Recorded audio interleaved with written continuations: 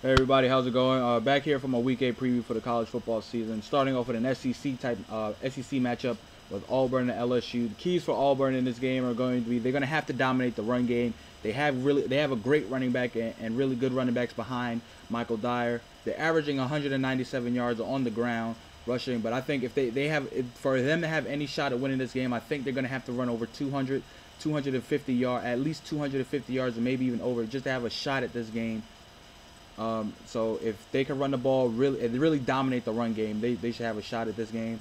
Another key for them is going to be stuffing the run. LSU doesn't have their best running back, Spencer Ware, got suspended for this game, along with their best probably player on their whole team in Tyrann Mathieu.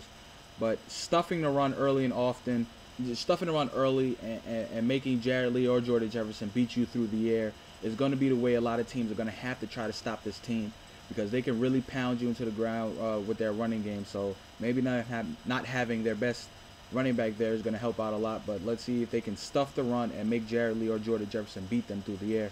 And the last key for them is going to be they're going to have to score touchdowns in the red zone. You cannot beat this LSU defense. They're the second best defense in my opinion, and I think they're the best defense when it comes to red zone efficiency defensive-wise. They don't allow touchdowns in the red zone. They allow field goals or nothing at all. They're gonna have to find a way to get touchdowns in the red zone. If it's with Phil Lutson, Kirchen, find a way just to get into the end zone when you get inside that 20-yard marker in that red area. But players to watch out for in this game are going to be Michael Dyer. He's going to have a tremendous game, along with Darren Bates, the linebacker, and Ontario McCaleb, who's going to be able to help out in that special teams area, and as well as being that speed back for them in Auburn's offense. Moving on to LSU, their keys to this game are going to be, like I said, they got to establish the run early with it be one of their running backs. Maybe you will see true freshman Kenny Hilliard, Alfred Blue, or Michael Ford. One of those guys are going to have to establish that run game early so Jared Lee or Jordan Jefferson can be able to be effective, especially in that play-action game. I think Auburn's defense gets a little bit too sucked up sometimes in a play-action, so that should be able to get those guys, be able to establish run early and suck them up in a play-action game. Another key for them is going to be taking away their second best offensive player, I think, in Emory Blake. He's the guy that they go to a lot, especially when it comes to the deep ball. Take him away and have them forced to find another guy to get open on offense through the passing game.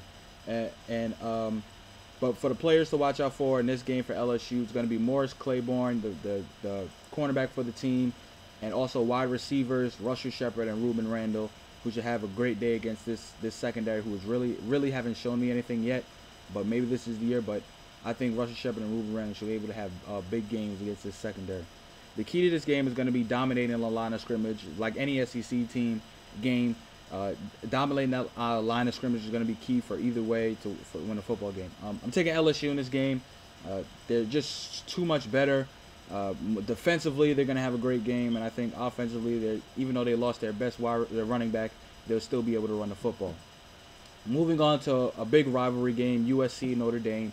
Keys for USC are going to be able to attack that Notre Dame secondary with vertical routes and using their speed.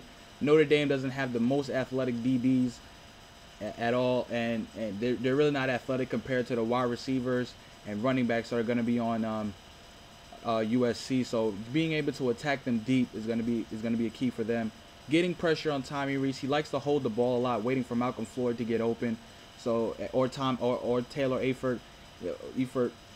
He likes to hold on to the ball out for one of them to get open. So if you could get pressure on him and either make him force it or take a sack is going to be key for this game. And special teams, being able to make those big plays in the special teams department, returning punts or kick returns, and also just trying to find a way to block a punt or block a field goal in this game. But players to watch out for are going to be safety, TJ McDaniel, probably their best defensive back, as well as Nick Perry and Marquise Lee, who's really showing himself to be another weapon for Matt Barkley, opposite of Robert Woods.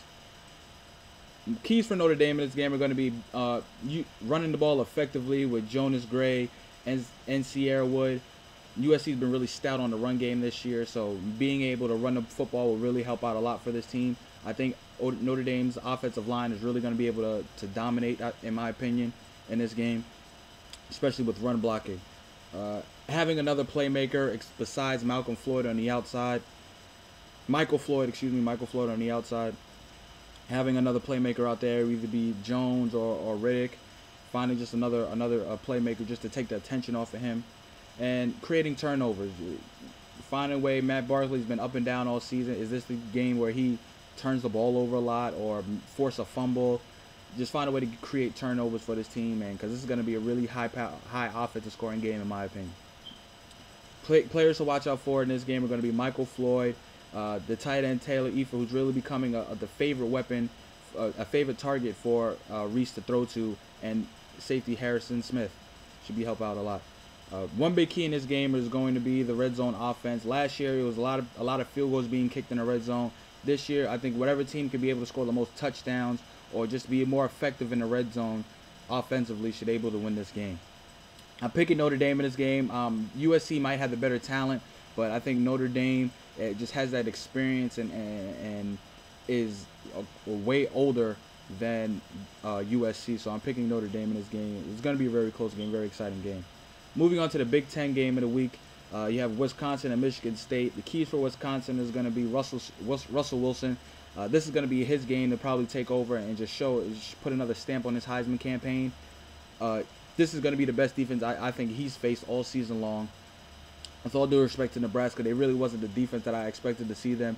So I think this Michigan State defense should really be the test for him this week.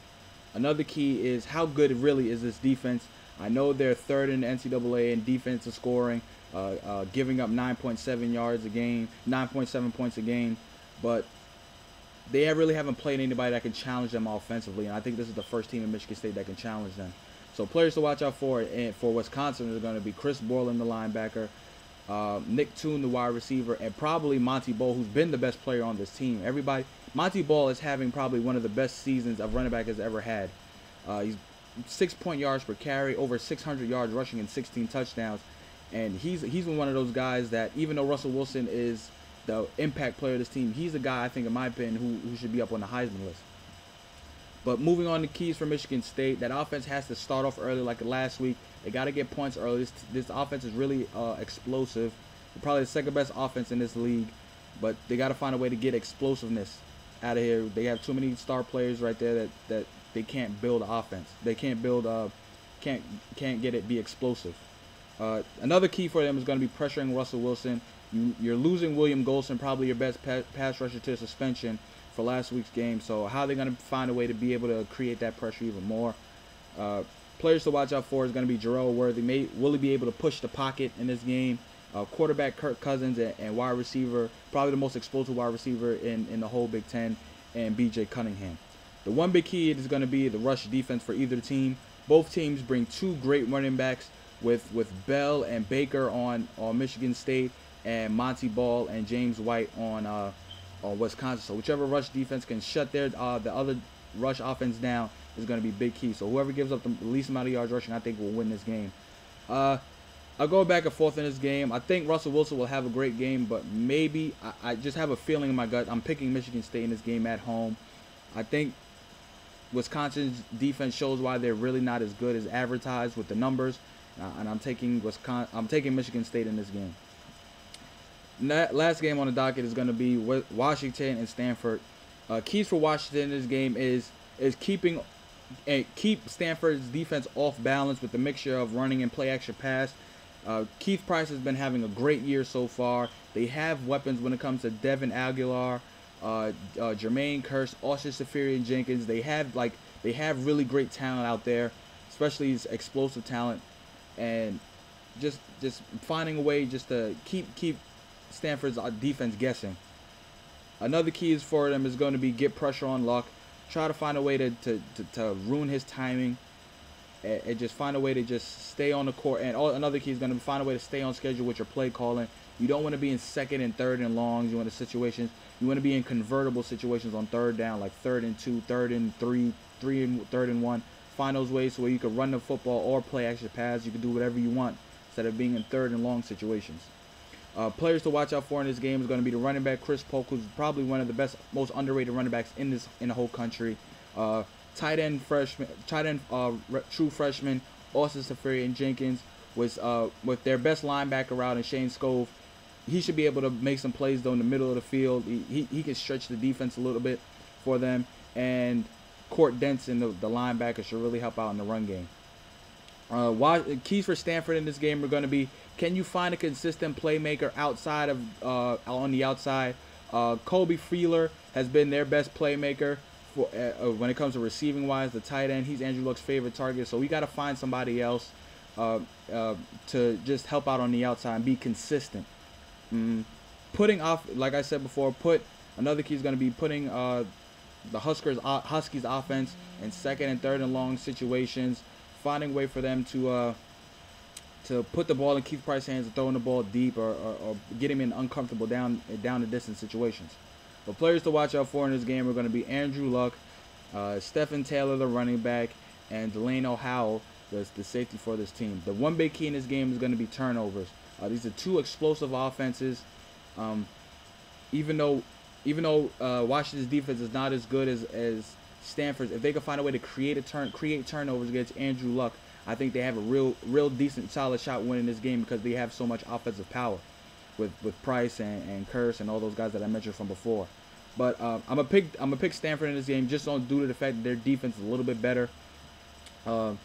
If they can hold on to the football and make stops on defense, I think they should be able to run away with this game late. I think it's gonna be a close game early, then in the third, middle of the fourth quarter, I think Stanford will be able to run away with it with Andrew Luck and that defense stepping up. So let me know what you guys think. Winners I have for this week are LSU, Notre Dame, Michigan State in the upset, and Stanford. Let me know what you guys think. What games are you looking forward to seeing this weekend? Subscribe at the top of the page and leave your comments on the bottom. Talk to you guys later. Thanks.